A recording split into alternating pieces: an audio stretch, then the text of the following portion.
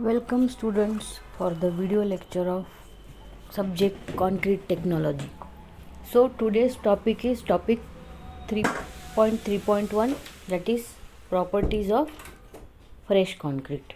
So myself Rushali Mane, lecturer in civil engineering department, NIT Polytechnic, Nagpur. Then vision and mission of the institute. Vision: excellence in technical education to empower youth.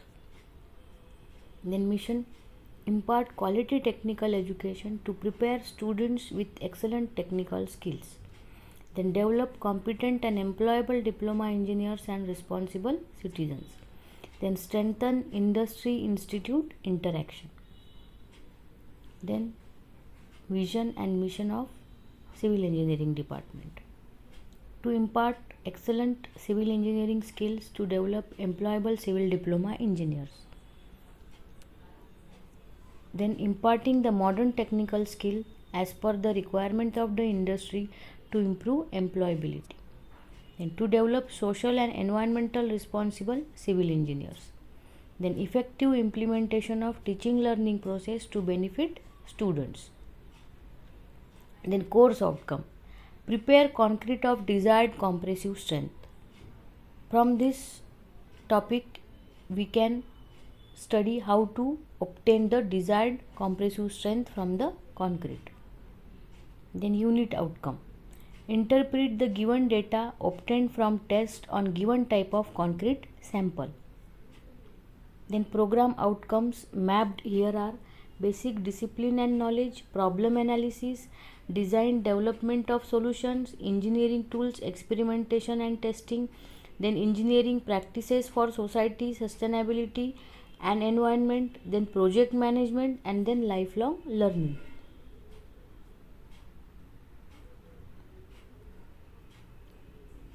Then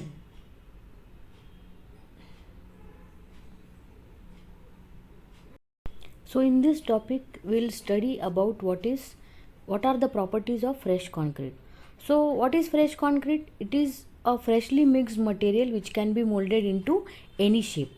तो fresh concrete जो होता है उसको किसी भी shape में हम mould कर सकते हैं, और वो डिपेंड किस पे करता है, जो प्रोपोर्शन हम यूज़ करेंगे सीमेंट, एग्रीगेट और वाटर का, वो कंट्रोल करता है प्रॉपर्टीज़ वेट कंडीशन में और ड्राई कंडीशन में. तो वर्केबिलिटी क्या होती है? तो वर्केबिलिटी ये प्रॉपर्टी है फ्रेश कंक्रीट की, और वो डिपेंड करती है मटेरियल और उसके एनवायरमेंटल कंडीशंस पे. और वर्केबिलिटी क्या है? एक कॉम्प्लेक्स फिनोमिना है. तो वाटर जो है वो इम्पॉर्टेंट रोल प्ले करता है वर्केबिलिटी में, और वो लुब्रिकेशन का काम करता है वाटर कंक्रीट के बीच में, ताकि कंक्रीट अच्छे से कॉम्पैक्ट किया जा सके साइड पे. तो will see what is workability. So workability definition: it is the property of fresh mixed concrete which determines the ease with which it can be mixed, transported, placed, compacted and finished. तो easiness मतलब concrete में अगर water रहेगा तो easily mix किया जा सकेगा. अगर वाटर कम रहेगा तो मिक्सिंग करने में या आगे के जो ऑपरेशंस है, concreting operations, transportation, placing, compaction, finishing, ये ऑपरेशंस बहुत ही तकलीफ जाएगी हमको करने में, मिक्स करने में हार्ड होगा, इजीली नहीं मिक्स कर पाएंगे. तो वाटर कंटेंट जो है वो मेजर रोल प्ले करता है वर्केबिलिटी में. So we'll see the different definitions of workability. So the simplest definition of workability is the ease by which one can handle the concrete. मतलब कंक्रीट का handle मतलब जैसे मिक्सिंग है, easily mix हो रहा है, वाटर रहेगा तो इजीली मिक्स होगा. तो वर्केबिलिटी बढ़ाना है मतलब पानी रहेगा तो ही वर्केबिलिटी कंक्रीट की रहेगी, मतलब इजीली हम कंक्रीट को हैंडल कर पाएंगे, मिक्सिंग कर पाएंगे, ट्रांसपोर्ट कर पाएंगे, कॉम्पैक्ट कर पाएंगे, फिनिश कर पाएंगे. Then handling of concrete includes all the operations performed on fresh concrete. देखिए जो मिक्सिंग से लेके फिनिशिंग तक, if all this operations could be performed smoothly and efficiently with minimum efforts, then concrete is said to be workable. Then workability can also be defined as that property of freshly mixed concrete or mortar which determines the ease and homogeneity with which it can be mixed, placed, compacted and finished. So it is the property of freshly mixed concrete. So with which it determines the easiness and homogeneity with which it can be mixed, placed, compacted and finished. तो बार बार वही definition, हर definition से वही पता चलता है कि water होने की वजह से कंक्रीट वर्केबल बनता है, और जो इजीनेस वाटर प्रोवाइड करता है कंक्रीट को हैंडल करने में, that is called as workability. Then scientifically और technically the workability of concrete can also be defined as the property of concrete which determines the amount of useful internal work necessary to produce full compaction, that is with least voids. मतलब कम से कम voids concrete में generate होंगे और concrete जो है वो full compaction से, जो लुब्रिकेशन और फुल कॉम्पैक्शन के साथ कंक्रीट सेट होगा. Then we will see factors affecting workability. The factors which affect the workability of concrete are, first is water content. तो क्या है, higher is the water content, higher is the workability. तो होता क्या है कि more water content से workability बढ़ती है, लेकिन वर्केबिलिटी बढ़ाने के चक्कर में हम स्ट्रेंथ को नज़रअंदाज नहीं कर सकते, हमको स्ट्रेंथ भी देखनी है. तो for improving workability we have to consider strength also. तो हमको ऑप्टिमम वाटर सीमेंट रेशियो ही यूज़ करना है, मतलब प्रॉपर वाटर कंटेंट यूज़ करना है, जिससे हमारा प्रॉपर वर्केबिलिटी भी अचीव हो जाए और स्ट्रेंथ भी अचीव हो, मतलब कंक्रीट वर्केबल भी हो और स्ट्रेंथ भी, डिज़ायर्ड हमारी स्ट्रेंथ भी हम अचीव कर सकें. तो ये जो फैक्टर है, वाटर अगर ज़्यादा रहेगा तो वर्केबिलिटी बढ़ेगी लेकिन स्ट्रेंथ डिक्रीज होगा, और वाटर अगर ऑप्टिमम रहेगा तो हम दोनों अचीव कर पाएंगे. Then aggregate cement ratio. तो एग्रीगेट सीमेंट रेशियो मतलब क्या होता है, mix proportion. So higher is the aggregate cement ratio, leaner is the concrete. मतलब अगर एग्रीगेट सीमेंट रेशियो हायर रहेगा तो कॉन्क्रीट हमारा लीन कॉन्क्रीट बनेगा. लीन मतलब कमज़ोर. तो लीन कॉन्क्रीट में क्या होगा, जो सीमेंट पेस्ट जो है वो हमारे पास कम अवेलेबल रहेगा. एग्रीगेट सीमेंट रेशियो अगर हायर रहा तो कम सीमेंट पेस्ट रहेगा हमारे पास अवेलेबल लुब्रिकेशन के लिए. तो सारे पार्टिकल्स एग्रीगेट के कोट नहीं अगर हुए सीमेंट पेस्ट से तो हमारा कंक्रीट स्ट्रॉन्ग कंक्रीट नहीं बनेगा, हमारे कंक्रीट का स्ट्रेंथ उतना ही कम रहेगा. तो एग्रीगेट सीमेंट रेशियो जो है वो प्रॉपर होना चाहिए, मतलब बहुत हायर नहीं होना चाहिए, it should be optimum. Then size of aggregates. Size of aggregates जो है वो बहुत ज़्यादा इफेक्ट करते हैं वर्केबिलिटी पे. अगर बिगर साइज़ के एग्रीगेट्स है तो बिगर साइज़ के एग्रीगेट्स में क्या होगा, सरफेस एरिया कम रहेगा. सरफेस एरिया कम रहेगा तो कोटिंग के लिए, हर एग्रीगेट्स के कोटिंग के लिए सीमेंट पेस्ट जो है वो कम लगेगा, है ना. तो ज़्यादा सीमेंट पेस्ट जो है वो वर्केबल कंक्रीट बनाएगा. वही अगर छोटे साइज़ के पार्टिकल्स हम यूज़ करेंगे, small aggregates will have larger surface area. हर एक पार्टिकल का एरिया कैलकुलेट किया तो लार्जर सरफेस एरिया, तो लार्जर सरफेस एरिया है तो कोटिंग के लिए लार्जर सीमेंट पेस्ट रहेगा, तो लुब्रिकेशन के लिए या वर्केबिलिटी के लिए सीमेंट पेस्ट कम पड़ेगा. इसलिए बिगर साइज एग्रीगेट्स हमेशा हायर वर्केबिलिटी देते हैं then lower size aggregates. Then shape of aggregates. तो एंगुलर, इलोंगेटेड और फ्लेकी एग्रीगेट्स जो है will make the concrete very harsh as compare to rounded aggregates.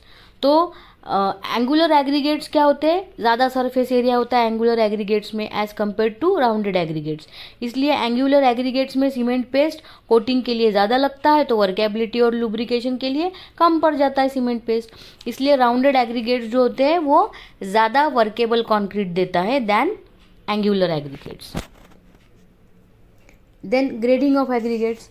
तो well graded aggregates is the one which has least amount of voids. Well graded मतलब जिसमें सारे ही size के एग्रीगेट्स प्रेजेंट है. सारे ही साइज़ के एग्रीगेट्स अगर प्रेजेंट है तो वॉइड्स कम से कम रहेगा, तो सीमेंट पेस्ट जो है वो वॉइड्स फिल करने में कम लगेगा. तो ज़्यादा सीमेंट पेस्ट हमारे लुब्रिकेशन के लिए अवेलेबल रहेगा। मतलब अगर वेल ग्रेडेड एग्रीगेट्स है तो वर्केबिलिटी जो है वो हमेशा हायर रहेगी। Then use of admixture.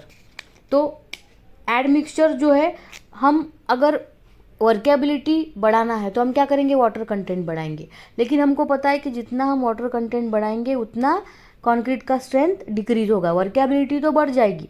तो हम वाटर की क्वांटिटी ना बढ़ाते हुए अगर हम एड मिक्सचर्स यूज़ करेंगे, जैसे एयर एंट्रेनिंग एजेंट्स, पोजोलैनिक मटेरियल्स, ये अगर यूज़ करेंगे तो क्या होगा, हमारा वाटर कंटेंट हमको बढ़ाने की ज़रूरत नहीं है। कंक्रीट में लुब्रिकेशन भी रहेगा और वर्केबिलिटी भी रहेगी और हमारी स्ट्रेंथ भी अचीव होगी।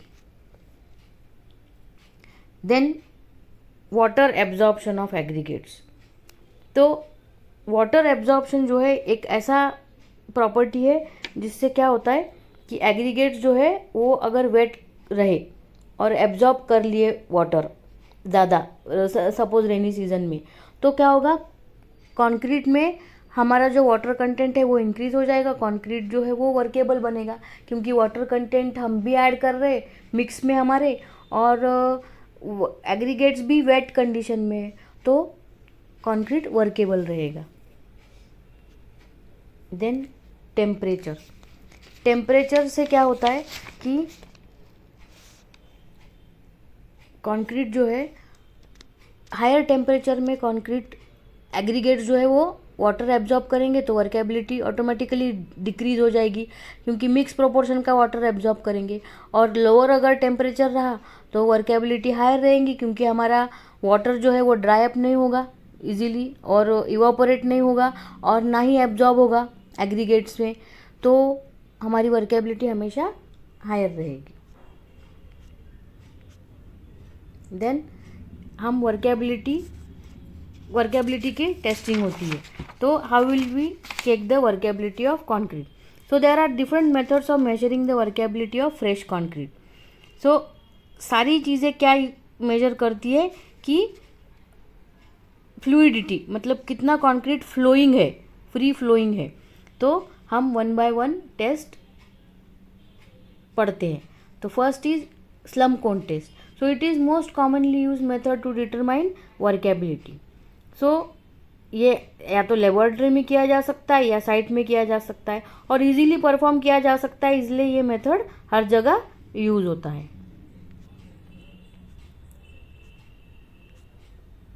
सो इसमें क्या होता है, स्लम कोन. तो ये आप देख रहे हैं राइट हैंड साइड में स्लम कोन है, इसका स्केच दिया हुआ है और इसके सारे डायमेंशन सेंटीमीटर में है.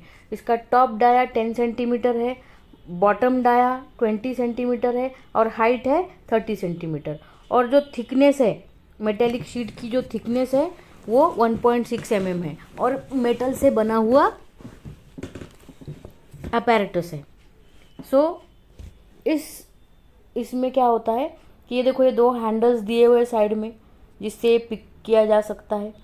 तो ये नीचे एक शीट है, ये देखो एक दिया है, ऊपर इधर स्केल भी दिया है, हैंडल्स भी दिए हैं उसको उठाने के लिए कोन को.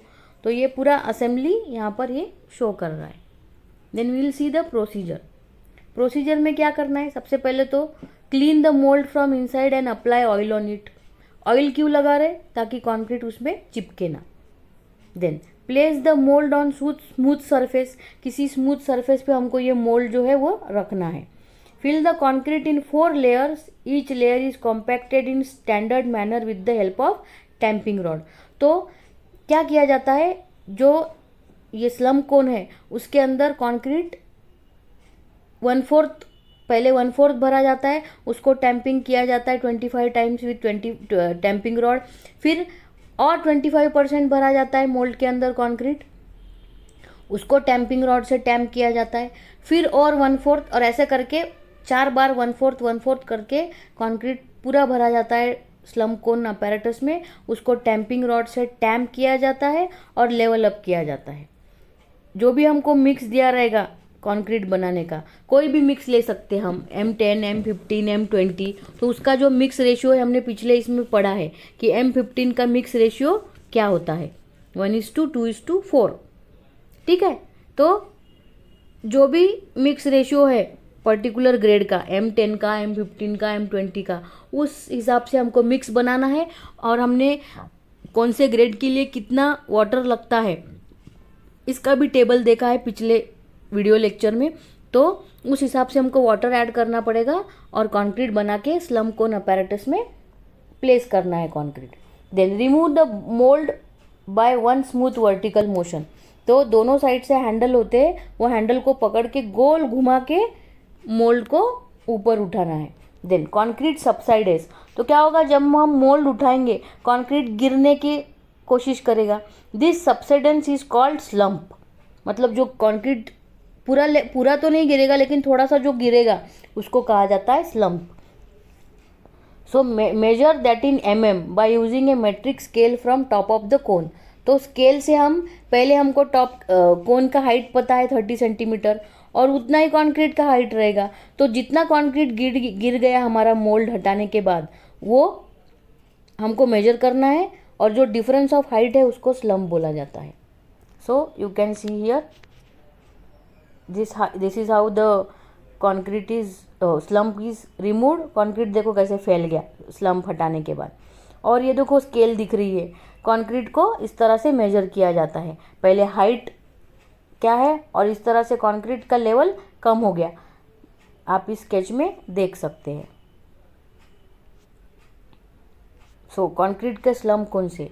Immediately after removing the mould the concrete mass guest subsided. The height by which the concrete mass subsides is called slump of concrete, which represents the workability. The slump can be measured only in case of true slump. So more is the slump, better is the workability of concrete mix. मतलब जितना difference of height रहेगा उतना concrete workable. The shear slump indicates that the mix is not properly cohesive and has a tendency to segregate. Hence, concrete is not suitable for placement. The collapse slump indicates that the concrete mix is very wet or lean. तो ये 3 type के slump हम देख सकेंगे। जैसे हमारा water quantity available रहेगा concrete में, उस हिसाब से हमारा स्लम्प बनेगा। सो हमने देखा कि true slump is best. The excessive wet concrete mix will have flowability, whereas lean mix will have less cohesion and inadequate consistency. So type of concrete slump, ये देखिए शियर स्लम्प क्या है, collapse slump और true slump. True slump देखो थोड़ा सा ही subside हुआ तो ये बेस्ट होता है वर्केबल कंक्रीट के लिए। कोलैप्स स्लम्प में एक साइड से पूरा कोलैप्स हो गया, और शियर स्लम्प पे पूरा ही कंक्रीट फैल गया। Then based on the measured slump the degree of workability is designated as follows. So slump in mm और डिग्री ऑफ वर्केबिलिटी कैसी है? अगर हमारा स्लम्प 0 to 25 mm है तो हमारी डिग्री ऑफ वर्केबिलिटी वेरी लो है। अगर 25 to 50 mm है तो लो। अगर हमारा स्लम्प का हाइट 50 to 100 mm के बीच में है तो मीडियम, और 100 to 175 अगर है तो हाई वर्केबिलिटी है। सो ये हम एक्सपेरिमेंट करने के बाद ये इस तरह से degree of workability find out की जाती है। देन नेक्स्ट मेथड है कॉम्पैक्शन फैक्टर टेस्ट। तो कॉम्पैक्शन फैक्टर टेस्ट है तो it is the accurate method to find out the workability of concrete. Accurately measure की जा सकती है वर्केबिलिटी। देन ये अपैरेटस है। तो देखिए कॉम्पैक्शन फैक्टर अपैरेटस में क्या है, ऊपर एक हॉपर है जो नीचे बॉटम से ओपन होता है, द मिडिल हॉपर, और नीचे जो है सिलेंडर, बीच का जो हॉपर है उसको लोअर हॉपर, और हर हॉपर के नीचे एक लीड है जिसको ओपन करके कंक्रीट जो है ऊपर अपर हॉपर से लोअर हॉपर में जाएगा और लोअर हॉपर से सिलेंडर में जाता है। Then procedure, take fresh concrete of any specific grade and fill it on upper hopper of compaction factor apparatus. After filling upper hopper, open trap door. Now concrete will fall from upper hopper into lower hopper. तो जैसे कि हमने पहले ही बनाया था concrete, तो concrete कोई भी मिक्स का हमको बनाना है और कॉम्पैक्शन फैक्टर के ऊपर के हॉपर में डालना है। ऊपर के हॉपर में डालते ही उसकी नीचे की लीड ओपन करना है। कंक्रीट क्या करेगा, लोअर हॉपर में गिरेगा। लोअर हॉपर के नीचे की लीड ओपन करेंगे तो कंक्रीट क्या होगा, it will fall into the bottom cylinder. Now immediately open second hopper trap and allow the concrete fall into cylinder and take the weight say W1 ग्राम. तो जो भी कंक्रीट सिलेंडर के अंदर गिरेगा हमको क्या करना है, पहले एम्प्टी वेट ऑफ सिलेंडर ले लेना है और फिर ये जो कंक्रीट गिर गया उसका वेट लेकर, वो वेट होगा हमारा W1 ग्राम. तो W1 कैसे आएगा, weight of cylinder plus concrete minus empty weight of cylinder, इससे हमको W1 मिलेगा. Then remove the concrete from the cylinder and fill it with concrete by proper compaction with vibration. तो जो कंक्रीट में जो हॉपर से कंक्रीट गिरा उसका हमने मेजर किया, दैट इज W1. फिर हम क्या करेंगे, कंक्रीट लेंगे, जो बचा हुआ कंक्रीट है हमारा वो सिलेंडर में कॉम्पैक्ट करके फिल करेंगे और उसका मेजर लेंगे, वो हम कैलकुलेट करेंगे W2.